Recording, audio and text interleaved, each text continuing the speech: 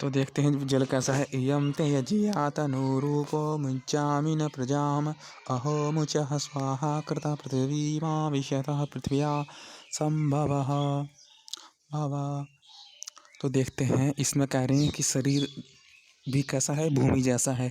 तो भूमि क्या करती है, हमारे लिए उपयोगी उपयोगी वस्तु बनाती है, क्योंकि इसमें अनेकों गुण हैं। पृथ्वी में अनेकों अनेकों पदार्थ उससे उत्पन्न होते हैं, तो इसलिए उसमें गुण हैं। तो वो क्या करती है, अग्नि अग्नि क्या करती है, अग्नि पदार्थ का ग्रहण करती है। अग्नि में पदार्थ, क्योंकि सब पदार्थों में अग्नि होती है, तो पृथ्वी क्या करती है, पदार्थों को लेकर के उपयोगी उपयोगी वस्तु बनाती है पृथ्वी।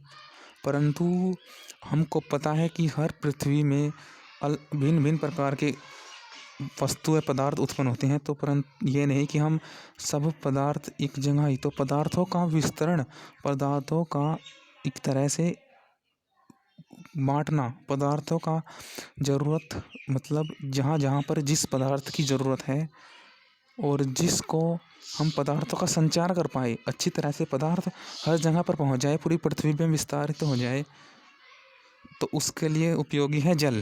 जल इसलिए ही तो उपयोगी है। अब देखते हैं जल का क्या करता है। जल करता है संचार में मदद, कि जो पृथ्वी के अग्नि से पदार्थ जा रहे हैं, वो पृथ्वी तो एक तरह से खींचती है पदार्थों को, वो पासिंग नहीं कर सकती, तो पासिंग के लिए जाता है जल, संचार के लिए जल। और अग्नि करती है पदार्थों को, अग्नि में पदार्थ होते हैं जो भूमि लेती है जल के माध्यम से।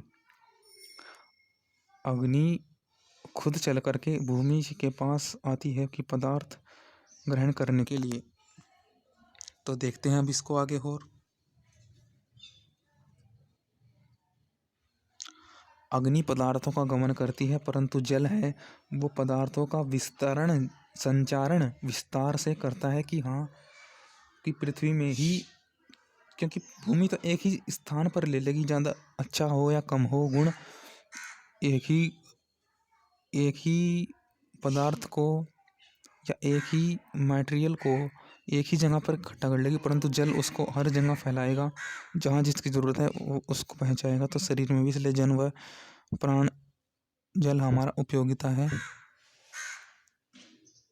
जल ही प्राण के माध्यम से प्रजा की रक्षा करता है। जल, भूमि और जल दोनों की महत्वपूर्णता है। हे विद्वान, जैसे तेरा जो है यज्ञ के योग्य शरीर जल व प्राण प्रजा की रक्षा करता है, जिसको तू नहीं छोड़ता, मैं भी उस शरीर को पूर्ण आयु भोग कर अपने शरीर को छोड़ दें, क्योंकि इससे हमें पूरा शरीर को जो मिलना होगा मिलेगा। वो इस तरह शरीर को भी उत्तम ही साधन मिलेंगे, उत्तम ही पदार्थ, उत्तम ही वृद्धि होगी, उत्तम ही ज्ञान होगा, से पूर्ण आयु से भोगो इसे। यानी कि बीच में ही इसका उपयोग कर लिया, जैसा कि अभी उदाहरण दिया गया था कि पृथ्वी एक जगह फसल अच्छी कर ली, इतनी अच्छी कर ली कि उसमें कीड़े लग गए, इतनी उसमें इतना गुण आ गया, परंतु नहीं, पूरी फसल अच्छी होनी चाहिए ना, तो पूरा आयु तक जियो। तो ये है कि ऐश्वर्य बढ़ाओ और उसमें प्रवेश करो, तो योग मिलाओ।